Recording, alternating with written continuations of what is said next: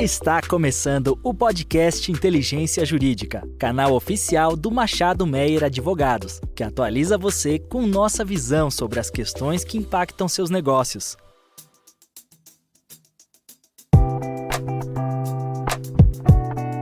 Olá a todos e todas, meu nome é André Menon, sou sócio tributário do Machado Meyer e esse é mais um episódio do podcast do Inteligência Jurídica. Hoje, para discutir os temas mais relevantes da última quinzena, tenho comigo a advogada sênior da prática de diretos, Clara Gomes. Olá, Clara. Olá, André. Muito bom estar aqui com você.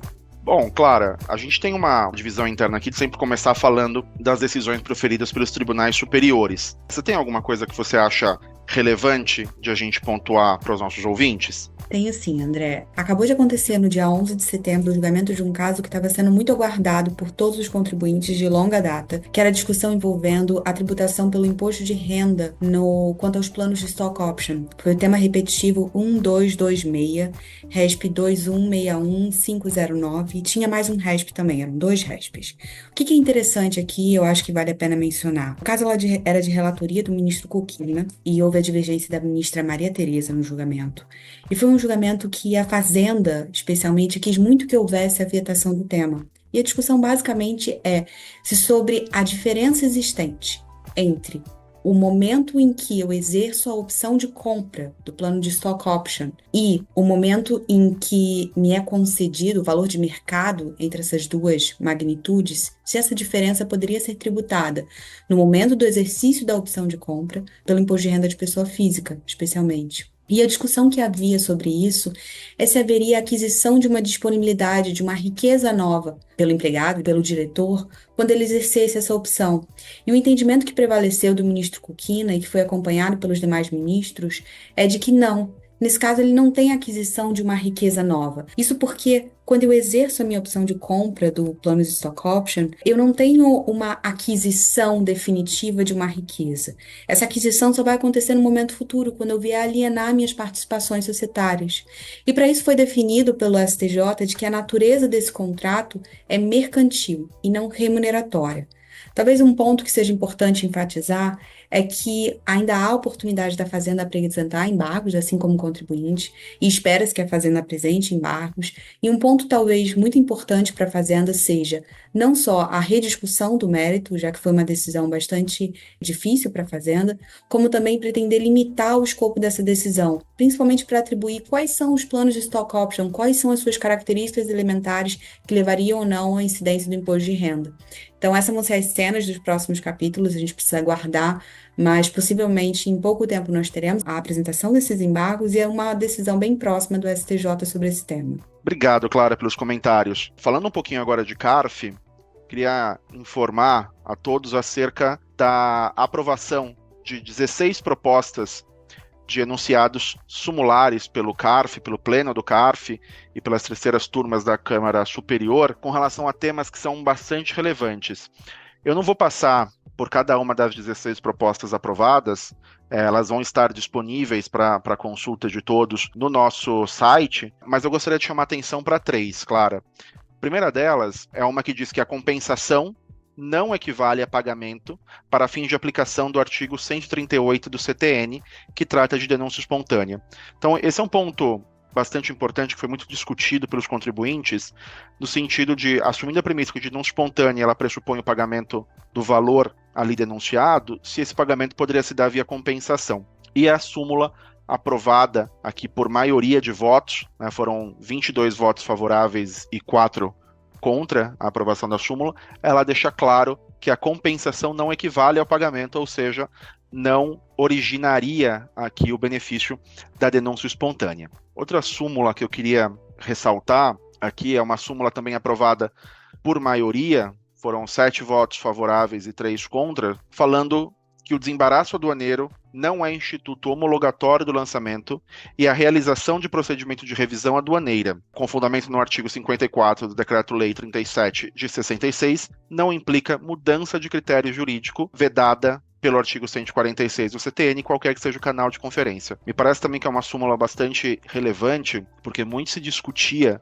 ali se o fato de determinada mercadoria ter sido desembaraçada em canal vermelho, em canal amarelo, né, que pressupõe ali uma conferência, seja uma conferência física ou uma conferência documental, né, do produto, já obstaria a lavratura de auto de infração, sob pena de mudança de critério jurídico, no 146 do CTN, ou se esse desembaraço aduaneiro, ele teria ali uma característica preliminar, acautelatória, né, e o que foi decidido pela Câmara Superior do CARF foi no sentido de que o despacho aduaneiro não tem um instituto homologatório, ou seja, é possível sim a revisão do critério que foi adotado quando desse desembaraço aduaneiro. E a última proposta, Clara, que eu gostaria de ressaltar, também foi uma proposta aprovada por maioria, foram 7 votos favoráveis e 3 contrários, que é com relação ao PIS e COFINS. E o enunciado dispõe que os gastos com fretes relativos ao transporte de produtos acabados em estabelecimentos da empresa não gera crédito de PIS e COFINS. Então, já externando a posição que já era do CARF, de impossibilitar aqui esse creditamento com relação ao frete do produto acabado, uma vez que ele não seria passível de ser considerado como insumo, porque já teria sido encerrado o processo produtivo, e ele também não poderia ser enquadrado como frete de operação de venda, uma vez que o destinatário seria um outro estabelecimento da própria pessoa jurídica. O CARF, então, vai agora sumular a sua interpretação da impossibilidade de apropriação de crédito de PIS e COFINS. Parece que esses são os pontos principais aqui, pelo menos os que mais me chamaram a atenção das súmulas que foram aprovadas, mas convido a todos e todas para lerem a íntegra dessas súmulas no nosso site. Clara, assumindo aqui que a gente já tenha passado pelas decisões dos tribunais superiores, que eu já tenha mencionado aqui o que me pareceu relevante dessa última quinzena no CARF, olhando um pouco para a legislação, quais são os pontos que você acha que são importantes de a gente ressaltar? Obrigada, André. Muito interessante as novas súmulas do CARF, e talvez um ponto de grande relevância aqui seja acompanhar a consulta pública que está em andamento da Receita Federal, que é a continuação da consulta já imaginada no ano passado, acerca da nova legislação de preços de transferência brasileira, ditada pela Lei 14.596. Desde o ano passado, os contribuintes estavam aguardando a edição de nova consulta pública sobre o tema, isso porque só no ano passado teve a consulta pública da parte geral da lei, mas não da parte especial. E a Receita Federal tinha prometido que ia soltar ainda no ano passado, e por algumas questões não soltou. A Receita Federal informou que foi por questões muito mais operacionais, dado o grupo de auditores bastante restrito que tem trabalhado no tema. E ela acaba de soltar uma consulta pública que termina no final desse mês, 30 de setembro, por meio do qual ela pergunta para os contribuintes sobre manifestações acerca de 2 temas da parte especial: serviços intragrupo e o APA, que nada mais é do que a precificação unilateral antecipada, é um procedimento, uma espécie de consulta que você formula junto à Receita Federal. Ainda falta uma parte bastante importante que verse sobre operações financeiras, e uma parte relacionada a intangível e commodities. E talvez esses sejam as partes mais relevantes aguardadas pelos contribuintes, e também, talvez por isso, a Receita Federal está deixando por último. O que é interessante dessa consulta pública, e eu acho que vale muito a pena mencionar, são alguns elementos polêmicos que foram incluídos e que dão uma série de margens de dúvida. Em que pese a Receita Federal tenha se apoiado em larga medida nos guidelines da OCDE para traçar essa especificação da legislação tributária, ela tem também trazido pequenas inovações que têm gerado uma série de dúvidas. Pequenas não, vamos dizer substanciais alterações, considerando a relevância dos temas modificados. O primeiro ponto que eu queria só mencionar, com relação aos serviços intragrupo, diz respeito à aplicação do teste de benefício. O teste de benefício é o meio do qual você verifica se a prestação de um serviço intragrupo causa ou não benefício à outra parte. E é interessante mencionar que, na minuta de instrução normativa, a Receita Federal incluiu uma observação de que a questão probatória, nesse caso, ela ultrapassaria, inclusive, as hipóteses em que você demonstrasse que houve a prestação de serviço, demonstrasse que houve o pagamento, e que ela nunca poderia ser presumida. Então, esse teste do benefício exigiria elementos de prova, além de uma mera presunção, o que é bastante controvertido, porque existem um leque de serviços que podem existir. E aí também se questiona quais seriam esses meios de prova necessários e suficientes para que se demonstrasse o teste de benefício. Uma última observação da Receita Federal, ainda sobre o tema de serviço, diz respeito à inclusão de um tema que é estranho a preço de transferência, que diz respeito à retenção ao imposto de renda retido na fonte, relacionado aos serviços de intermediação e centralização de contratações.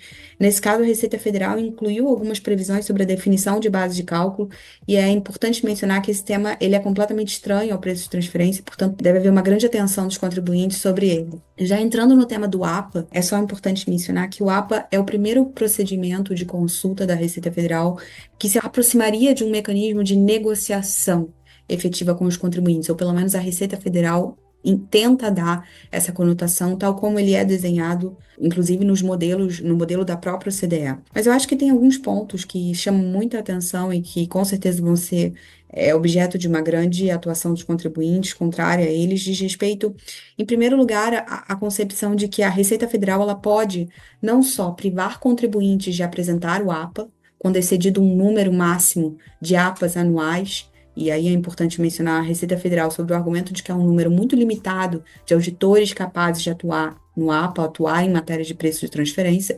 Ele limitou o número de consultas que podem ser formuladas pelos contribuintes ao mero fato de que, porque ele não vai ter servidores capacitados suficientes, então aqueles que chegarem primeiro vão ter as suas respostas formuladas, os que chegarem depois não vão ser atendidos. O segundo ponto é que a Receita Federal também indicou que ela vai poder negar o início de qualquer procedimento de APA quando ela verifique um indício de elisão fiscal. E aqui é importante ser feita uma crítica de que preço de transferência nunca foi um mecanismo para controle de elisão fiscal. Não é essa a razão de ser. E mais, a noção de elisão fiscal, ela é absolutamente subjetiva. A gente poderia debater por horas e horas aqui o que é elisão fiscal, quais são as hipóteses de verificação, se há necessidade de ilicitude, abuso, propósito negocial e por aí vai. Então, a previsão dessa hipótese fragiliza muito o âmbito de quais seriam as hipóteses em que o contribuinte teria acesso ao APA. E mais, existe uma hipótese residual em que, sem que se especifique qualquer razão, a Receita Federal poderia negar o APA.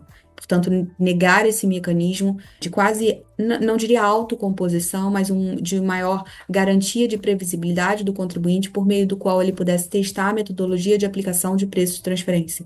E esse é um ponto muito caro para o contribuinte. E talvez seja importante mencionar, o APA, a grande relevância dele, está exatamente na dificuldade de aplicação da legislação de preço de transferência, a subjetividade dos conceitos, a inovação que ele representa. Então, é importante mencionar que a decisão deliberada da Receita Federal de arbitrariamente privar o contribuinte desse mecanismo fragiliza muito. E eu acho que ainda tem algumas outras questões que precisam ser mencionadas. Há uma série de elementos de prova requeridos pelas autoridades fiscais que também geram bastante dúvida do contribuinte sobre em que medida ele pode se habilitar ao APA. Por exemplo, ele tem que provar toda e qualquer transação controlada, e não meramente a transação que ele quer submeter ao APA.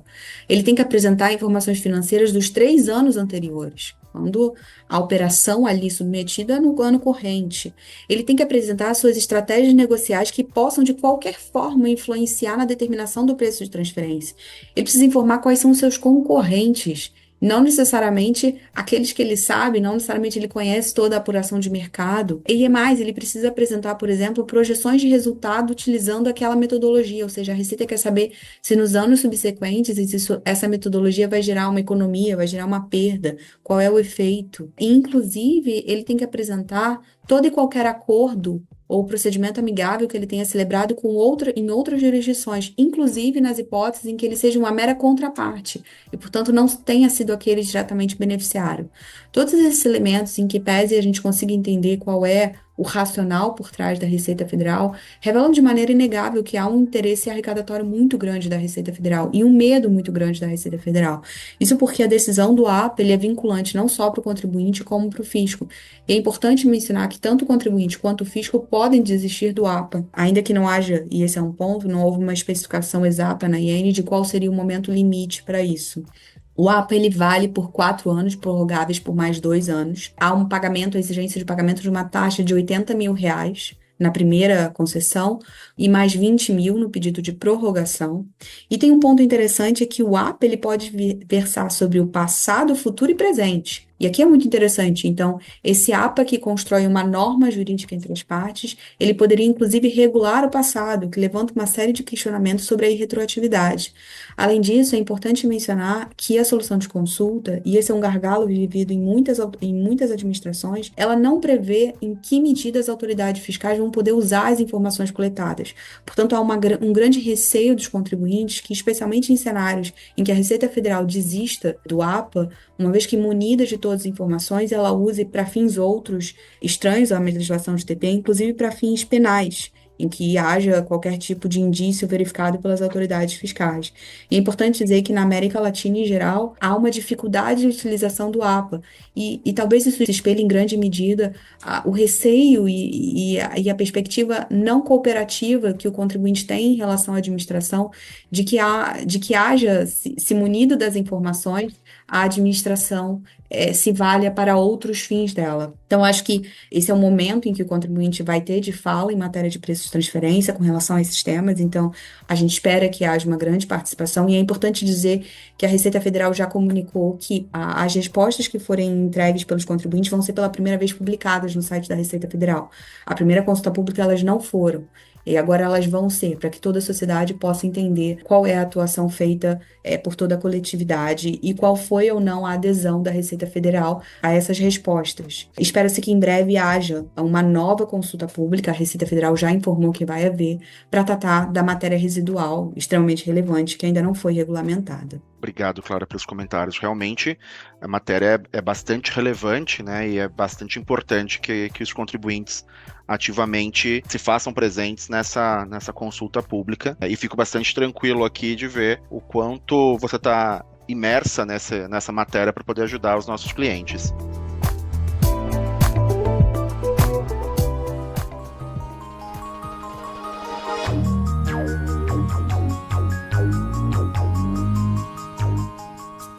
Outro ponto que eu queria trazer na temática de legislação é a publicação, no dia 16 de setembro, da Lei 14.973.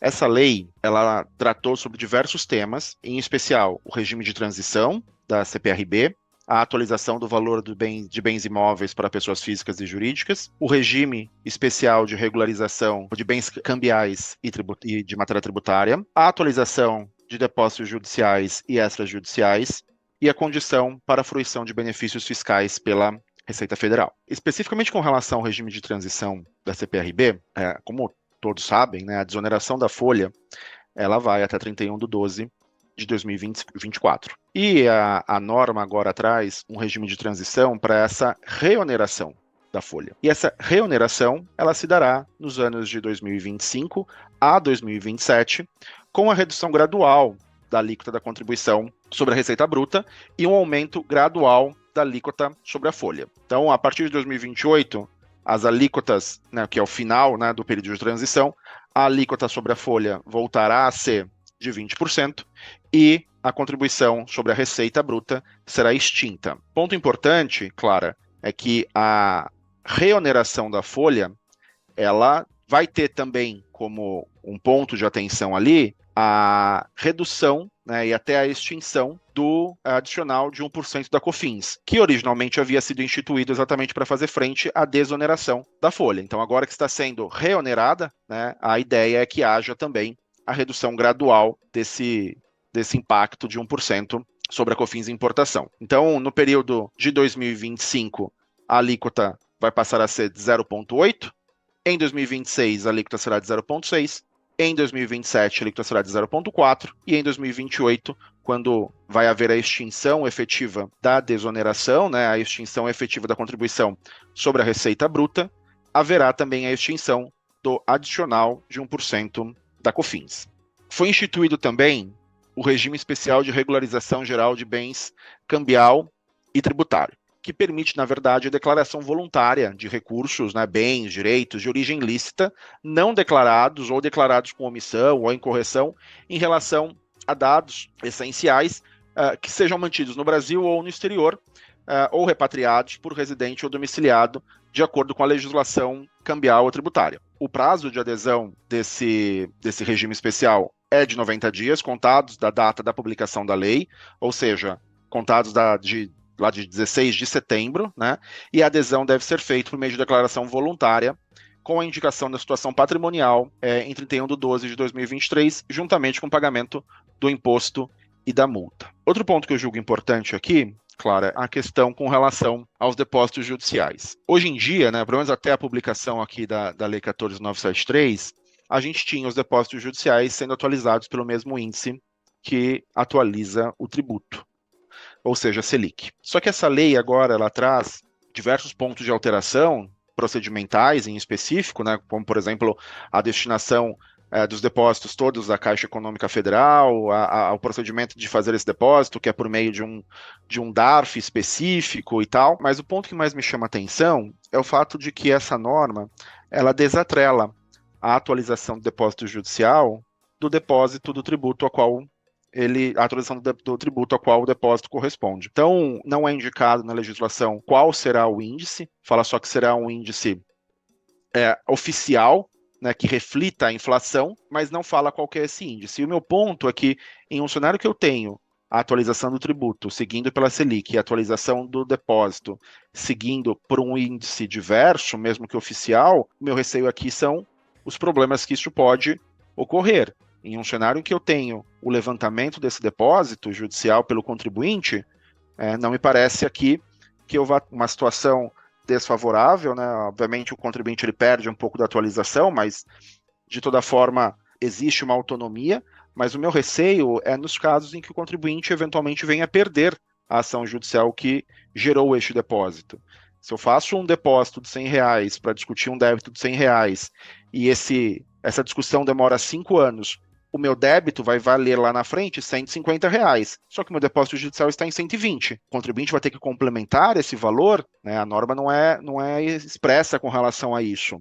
Não me parece que faça sentido, porque essa norma também ela garante a liberação desse recurso imediatamente ali ao sujeito ativo. Então não me parece que o contribuinte deveria fazer uma atualização, uma complementação do valor, né, da diferença entre o depósito e o débito na data em que ele efetivamente se tornar devido, mas é um ponto, uma lacuna aqui que me parece importante para ser discutido. E eu queria ouvir um pouquinho de você, Clara, com relação a esse outro tema, que trata também a Lei 14.973, que é a atualização do valor do bem imóvel, seja para pessoa física ou jurídica. Consegue ajudar a gente a entender esse ponto, por favor? Obrigada, André. Eu acho que é só duas considerações aqui, eu vou ser muito breve. A nova legislação, ela tenta, talvez, responder a uma das maiores demandas que vem acompanhando, especialmente pessoa física e as sucessões, e a necessidade de atualização de valores. Então, ela possibilita com que a pessoa física ou a jurídica atualize o valor do imóvel e impõe uma alíquota, no caso da pessoa física, definitiva de 4%, ou seja, uma alíquota similar à que seria do ITCMD, e uma alíquota para fins de RPJ e CSL de 6% e 4%.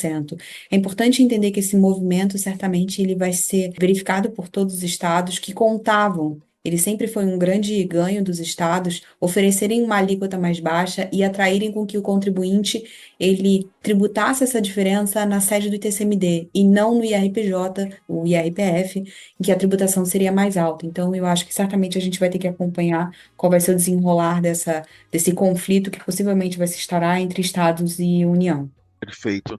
E o último ponto que eu acho que é importante trazermos aqui para os nossos ouvintes com relação às alterações da Lei 14.973 é o estabelecimento de condições para a fruição de benefícios fiscais pela Receita Federal. Então, o que a norma traz ali? Ela traz uma indicação de que as pessoas jurídicas que usufruírem de benefícios fiscais deverão informar esses benefícios para a Receita Federal por meio de declaração eletrônica.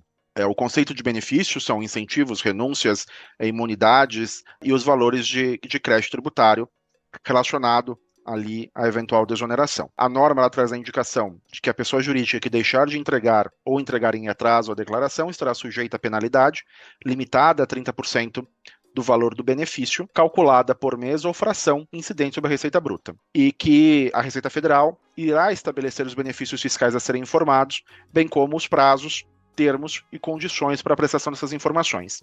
Em razão dessa previsão, foi editada a Instrução Normativa 2198, de 17 de junho de 2024, trazendo ali a forma de apresentação dessa declaração e quais são, efetivamente, ali os benefícios passíveis de serem informados.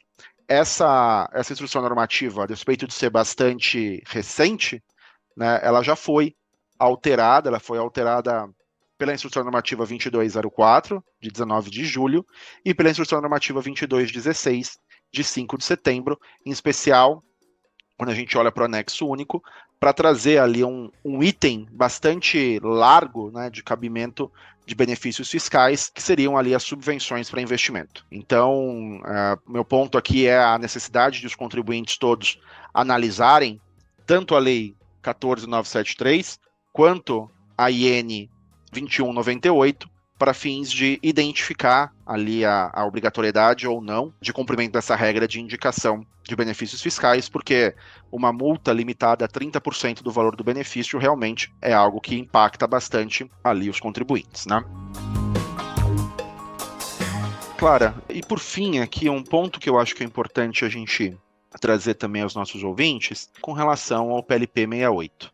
O PLP 68 é ali um dos projetos de lei complementar que vão trazer o corpo da reforma tributária, que foi aprovada no Brasil por meio da Emenda Constitucional 132 de 2023, e ele saiu da Câmara, foi para o Senado, com uma proposta de urgência, né, sob o regime de urgência, na verdade, pelo presidente da República, o que faria com que houvesse a impossibilidade de prosseguimento de qualquer votação, o trancamento da pauta, caso o Senado não deliberasse sobre o PLP até o dia 23 de setembro.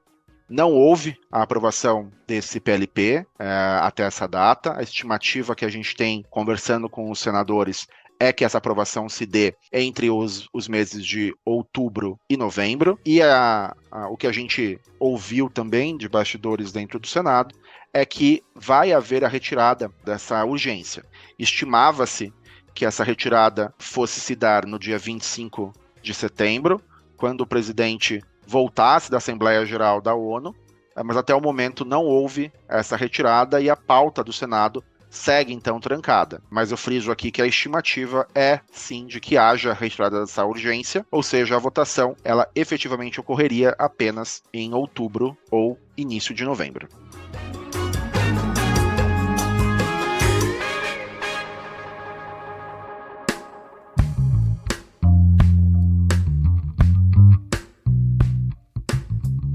Claro, acho que esses eram os pontos que eu queria trazer aqui. Queria agradecer a você pelos seus comentários, como sempre, bastante pertinentes, bastante profundos.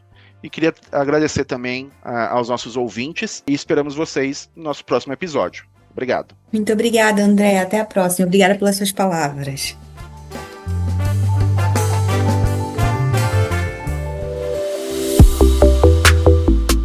Você ouviu mais um episódio do podcast Inteligência Jurídica. Além de favoritar e compartilhar, agora você pode participar da nossa caixinha de perguntas e enquetes aqui no Spotify. Ouvir você é fundamental para continuarmos aprimorando nossos conteúdos.